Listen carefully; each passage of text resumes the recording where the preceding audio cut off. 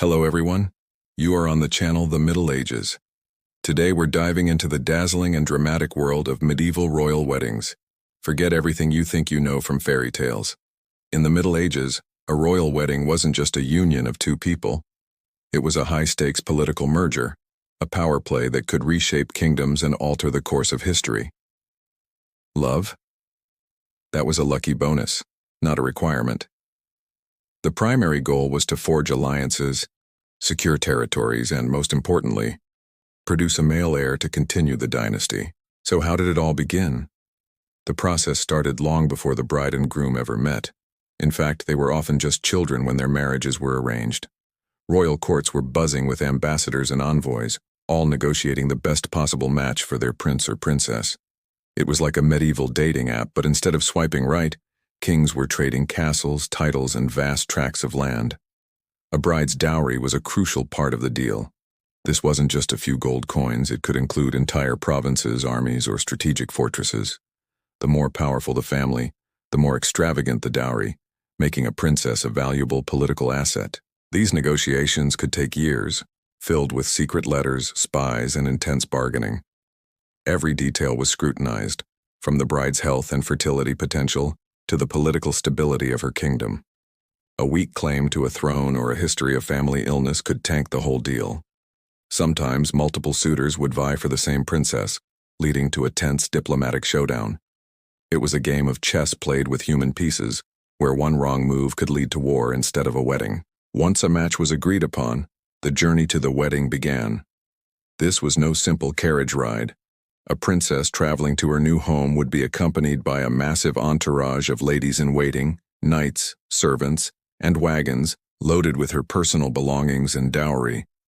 This procession was a spectacle in itself, a moving display of wealth and power designed to impress her new subjects and any rivals watching from the sidelines.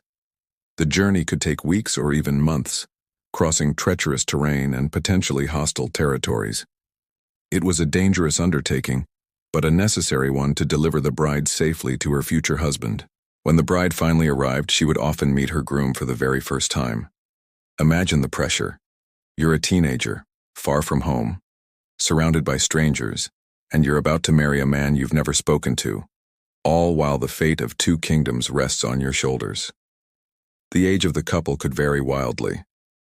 It wasn't uncommon for a groom in his 20s or 30s to be paired with a bride who was barely a teenager, sometimes as young as 12 or 13. The church set the minimum age for marriage, but political necessity often pushed those boundaries. The wedding ceremony itself was a grand affair, but perhaps not in the way we imagine. The key part of the medieval marriage was the public declaration of consent. This was the "I do" moment, and it had to be done in front of witnesses, often on the church steps for all to see. This public affirmation, known as the verbum, was the legally binding part of the contract. After this, the couple would enter the church for a nuptial mass, a sacred service to bless their union.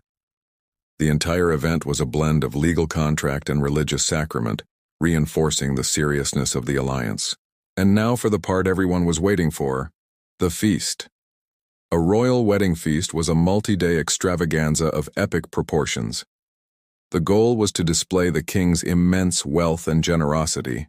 Hundreds, sometimes thousands of guests would be invited, from high-ranking nobles to foreign dignitaries. The great hall would be decorated with lavish tapestries and banners, and the tables would groan under the weight of an almost unbelievable amount of food. We're talking about roasted swans, peacocks redressed in their feathers, entire boars with apples in their mouths, and intricate sugar sculptures called subtleties that depicted castles, knights, or mythological creatures. Wine and ale flowed freely, sometimes even from public fountains for the common people to enjoy. Entertainment was constant. Minstrels played music, jesters told jokes, and acrobats performed daring feats.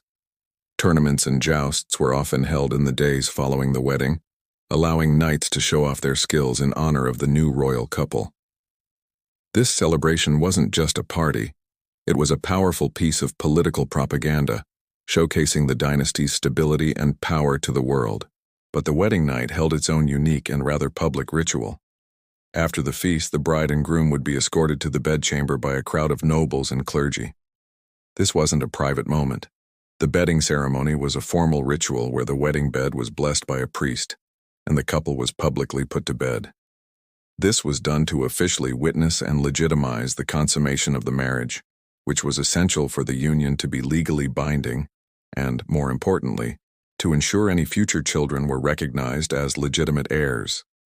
It's an incredibly awkward thought by modern standards, but for the medieval mind, it was a necessary final step in securing the dynasty. Of course, not all royal marriages were purely political. Sometimes, against all odds, genuine affection and even love could blossom. The marriage of King Edward III of England and Philippa of Hainaut is a famous example. Theirs was an arranged marriage, yet they grew to have a deeply loving and supportive partnership that lasted for over 40 years. They had a large family, and Philippa was a beloved queen, known for her kindness and compassion. These stories are the exceptions that prove the rule, heartwarming reminders that even in a world of cold, hard politics, human connection could still be found. However, many more royal couples were not so lucky. Trapped in loveless marriages, they had to navigate their lives as political partners. A queen's primary duty was to produce a male heir. If she failed, her position was precarious. She could be set aside, divorced, or worse. The pressure was immense. The entire kingdom watched and waited for news of a pregnancy, and the birth of a healthy son was cause for nationwide celebration. The birth of a daughter was often a disappointment, though she too would become a valuable piece in the next generation's marriage negotiations. In this high-stakes environment, queens had to be clever and resilient. They were not just passive figures. A successful queen could become a powerful political player in her own right, acting as a regent for her young son, advising her husband, and managing vast estates. Women like Eleanor of Aquitaine wielded immense influence, shaping the politics of both France and England. They were formidable figures who proved that a queen's power extended far beyond the birthing chamber. So the next time you see a fairy tale wedding, remember the medieval reality. It was a world of strategy, ambition, and duty, where a single marriage could build an empire or spark a war. It was a complex and fascinating institution that shaped the very fabric of the Middle Ages. The glittering ceremonies and grand feasts were just the surface of a deep and intricate political game. Thank you so much for joining me on this journey back in time. If you enjoyed this look into medieval royal weddings, please hit that like button and subscribe to the Middle Ages for more deep dives into this incredible era. Let me know in the comments which historical topic you'd like to see next. Thanks for watching, and I'll see you in the next video.